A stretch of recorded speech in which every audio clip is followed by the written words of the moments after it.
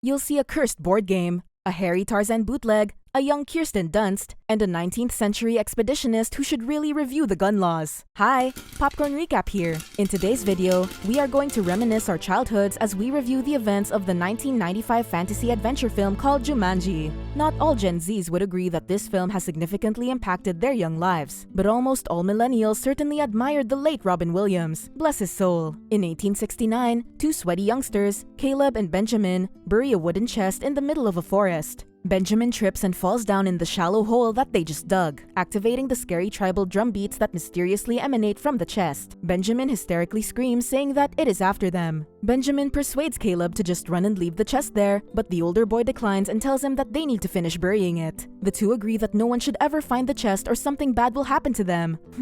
They should have buried it deeper instead of making an anthill. Fast forward to 1969 when Brantford Forest was converted into a beautiful and sophisticated residential place. The young Alan Parrish is being chased by juvenile bullies. He seeks refuge inside their shoe factory and asks his father if he can get a ride home. The capitalist father turns down Alan's request and tells him that he needs to face his problems. He wants Alan to stop being a pussy. A typical parental reaction from a radio baby. Alan sulks and decides to go home. He carelessly leaves the sample sneakers on the moving conveyor machine, creating a machine malfunction that puts the Afro shoe worker in hot waters. He eventually loses his job and will forever resent the floppy Alan Parrish. Poor man. The bullies greet him outside and beat him Stranger Things style. He gets up and hears the tribal drum beats from the nearby construction site. He thoughtlessly pulls the chest and brings it home. Maybe kids from the 90s just like bringing random things home. He later learns that it is a board game called Jumanji. That night, Alan's parents tell him that they will send him off to a boarding school far away from them. Alan feels that his parents don't want him in the house anymore. He packs his things and plans to run away. But before he leaves their parish mansion, Alan invites his love interest Sarah to play with him. Oopsie, Sarah's bully boyfriend might find out. Alan shows Sarah Jumanji and they wonder what kind of board game it is. Alan throws the dice and the pawns magically move by themselves. Alan concludes that they're magnetic of some sort. With each roll of the dice, the game piece travels independently, and a cryptic message detailing the outcome of the roll emerges in the crystal ball in the center of the board. After mistakenly rolling a 5, Alan receives a message instructing him to wait in a jungle until someone rolls a 5 or an 8, at which point he freakily gets drawn into the game. We have to commend the graphics team of this film because they truly nailed this scene in the 90s. A swarm of bats then comes and pursues Sarah out of the mansion. The poor blonde sweetheart screams at the top of her lungs as she tries to escape the nasty bloodsuckers. Many years later, Judy and Peter Shepard move into the empty parish mansion. The poor children's parents died in a freak accident on a ski trip to Canada. Now, they live with their sassy Aunt Nora. While the realtor is showing them around the parish mansion,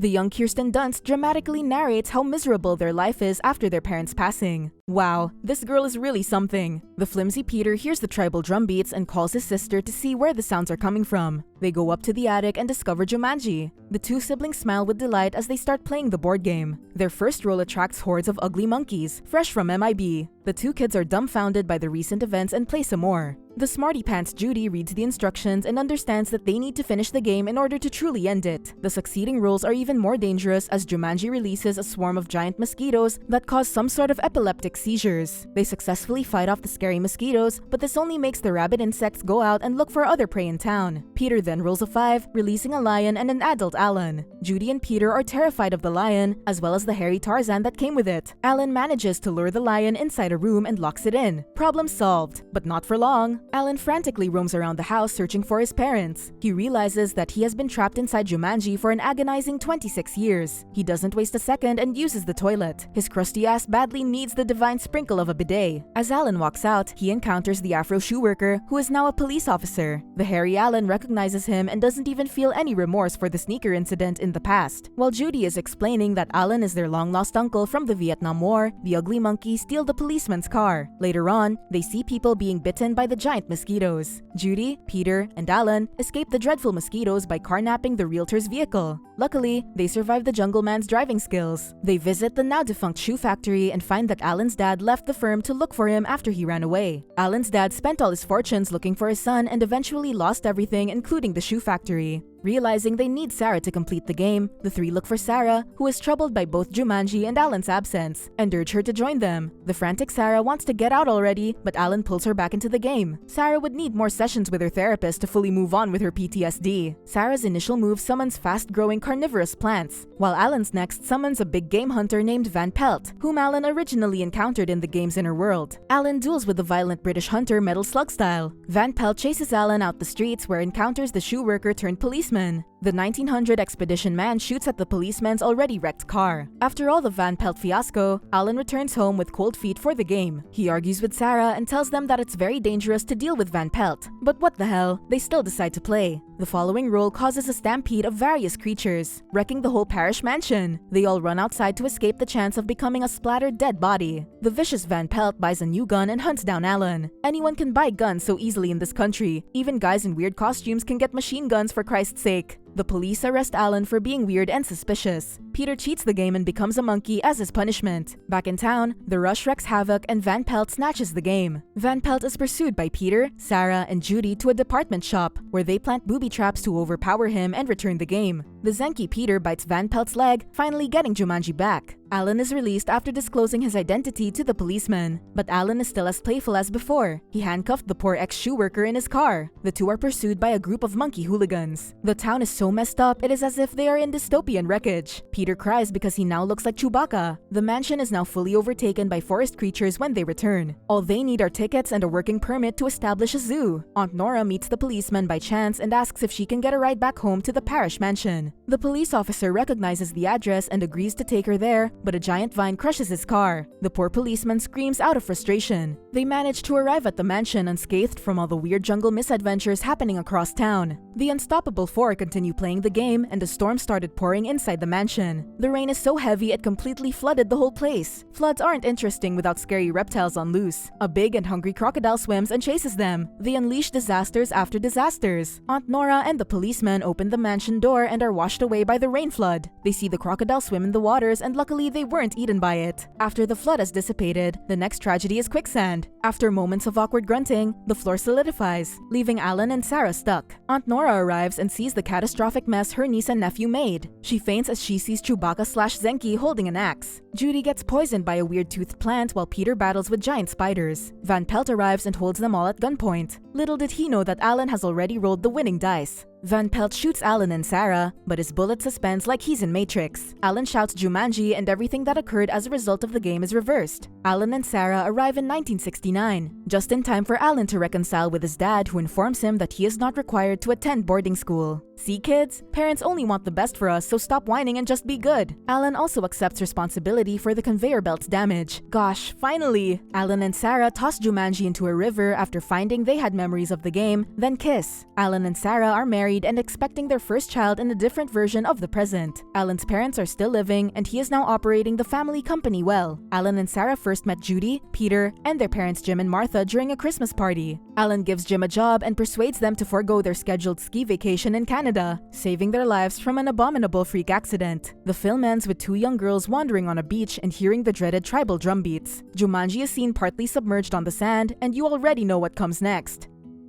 Subscribe for more videos like this. Turn on notifications and leave a like. It really helps the channel.